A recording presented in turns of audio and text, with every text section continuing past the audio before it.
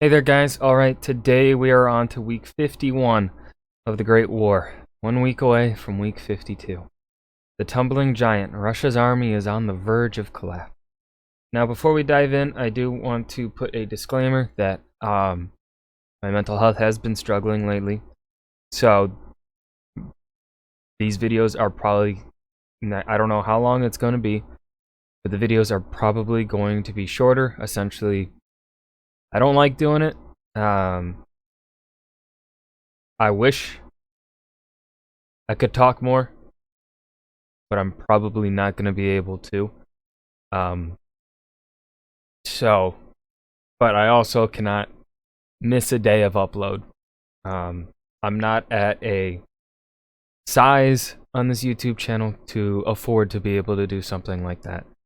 I am an unpublished author, as you guys know, working on trying to get that published, and a substitute teacher. So, I really cannot miss.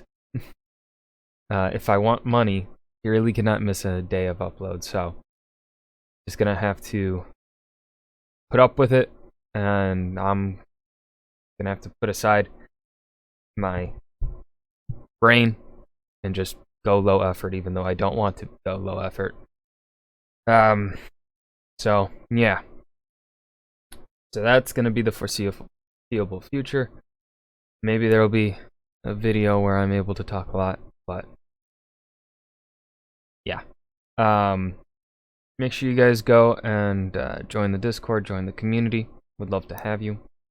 Now that that's been taken care of, let's go ahead and just dive right into the video. The German offensive of the past 10 weeks had erased all of the Russian gains of the war, reinvigorated the Austro-Hungarian army, and put the Russians into full retreat week after week. What more could go wrong for Russia? Well, how about this? This week, Germany launches a new offensive. But aren't they in the midst of a current offensive? I'm Indy Nidell. Welcome to the Great War. Last week, German Southwest Africa unconditionally surrendered the entire colony to South African forces. The Russians had finally halted General Mackenson's colossal force for a while, and had also dealt the Austro-Hungarian imperial forces a nasty defeat. The British had successfully defended La Haye at the mouth of the Red Sea, while on the Black Sea coast in Trabzon, the Armenian genocide continued. I'm going to start off with some numbers today, since this is going to be kind of a technical episode.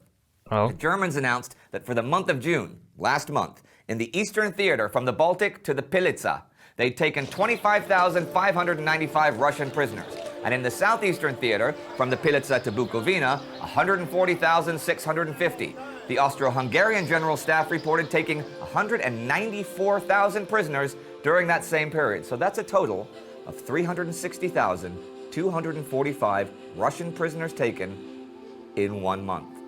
Of these men, 1,051 were officers. They also took 180 big guns and 684 machine guns. Russia was in big trouble. In fact, on the 16th, in Petrograd, the new Russian Minister of War, Alexei Polivanov, declared at a meeting of the Council of Ministers, "I consider it my duty to declare to the Council that the country is in danger. Where our retreat will end, only God knows." I want to look at the disposition of the Russian troops now, since we haven't really done that and it might get confusing at times. They look like this. The Russian 5th Army under General Pleve held the line from Riga to Kovno. The 10th Army under General Radkevich from Kovno to Osovets. The 12th Army, led by General Churin and including Siberian Corps, from Osovets to the Orsits River. From there, General Livanov held the line down to the lower Vistula River, and from there, the 2nd Army under General Smirnov in Warsaw held it to Guru Kalvaria. General Evert, stationed at Ivangorod, held the front with the 4th Army from northwest of the city to about 16 kilometers south of Lublin. The 3rd Army under General Lesch held it from there to south of Kelm. The 13th Army under General Gorbachevsky from there to Vladimir Volinsk. General Brusilov and his 8th Army held the line from northeast of Sokal to west of Solochiv. The 11th Army... I really like this. Really helps give a visual on not only the size, but also the just general layout of where these armies are fighting. This is a really good visual. under General Sherbachev, from there to Nizhnev, and finally, the Russian Ninth Army under General Lechitsky, from there to Kotin. That is one hell of a front line, and it was going to get messy. This week, on July 14th, a great German offensive designed to go all the way from the Baltic down to Bukovina begins. The Germans move toward Riga, one group toward Kovno, and another towards Chaville. Now, one thing to remember here is that the Austro-German troops further south, who had been fighting the Gorlitsa-Tarnov offensive since May 1st and taking huge amounts of territory from the Russians, had been halted last week. They took some time to recuperate and were back in action this week. In the south, the Austrians crossed the Dniester River in Bukovina. Further north, the Russians fell back in Poland towards the Narev River, as on July 15th, the Germans announced the occupation of the city of Pshaznitz. Over 20,000 more Russian prisoners were taken in a few days. As for General Mackensen, the man behind Gorlitsa-Tarnov, his phalanx was also moving. Mackensen lived to be fucking old. 1849 to 1945? God fucking damn. On, taking Krasnostav at the end of the week with 6,370 prisoners. It's amazing the amount of ground the Central Powers had taken or retaken this summer. But if we look further south to Gallipoli, we see one offensive still going nowhere. I wonder, I'm really curious what is the, I don't know if I've said this before. I wonder what the greater factor is in this German Austro-Hungarian success. If it's the general quality of German troops that's playing a bigger role, the quality of German leadership and their generals, or if it's just Russian military incompetence at this point, no longer capable of supplying their armies. I wonder which is the bigger factor in all this success. There had been plenty of action in June and July at Cape Helles, and this week, British General Aylmer Hunter Weston and his French counterpart Henri Gouraud were going to try again. This time, the British would attack the Akibaba Nola sector, supported by both British and French artillery. Meanwhile, combined French and British troops were going to try to take the Turkish trenches that remained on the western bank of Kereves Dere. One attack to begin at 7:30 a.m., the other just before 5 p.m.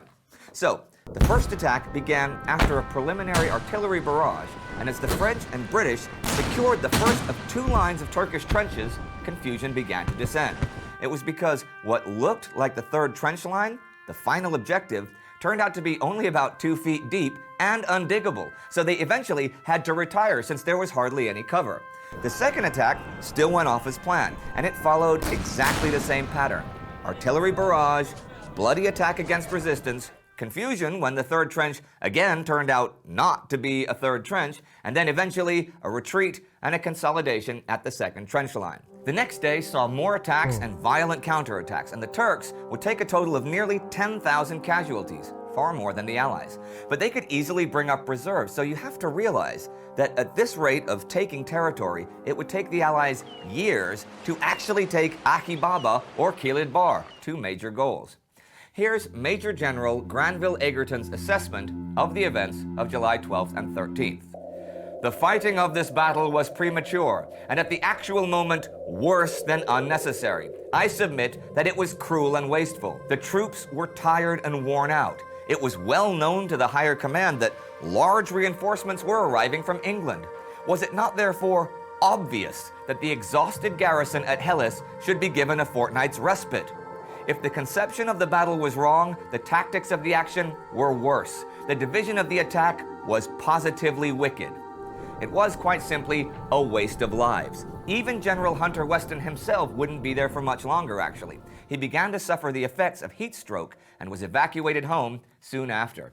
He may have had serious flaws as a general, but really, the overall responsibility for the doomed and pointless attacks at Helles in June and July lay with the man in overall command, General Sir Ian Hamilton. Here's a little side note that tells you what the men thought of the attacks. Twice during July, British forces refused to advance at Gallipoli. But this week, the British had indeed taken two trench lines, but at a cost of thousands of men. That couldn't realistically continue. It was a stalemate. And not the only one, as the endless stalemate of the Western Front continued. Up in Belgium, the Germans attacked on the Yser Canal, taking heavy losses and failing again to capture the left bank. At the other end of the front, Kaiser Wilhelm's son, Crown Prince Wilhelm's forces were again stopped in the Argonne. But a new attack captures the French line at Vienne-la-Château and the heights of La Ville-Morte. And here are a few notes to round out the week. Venice was bombed for the 4th time by Austrian airplanes on the 11th. On the 14th, Montenegrins hold off an Austrian attack at Grahovo. And on the 11th, the Turkish Interior Ministry instructs that depopulated Armenian villages be settled with Muslim immigrants.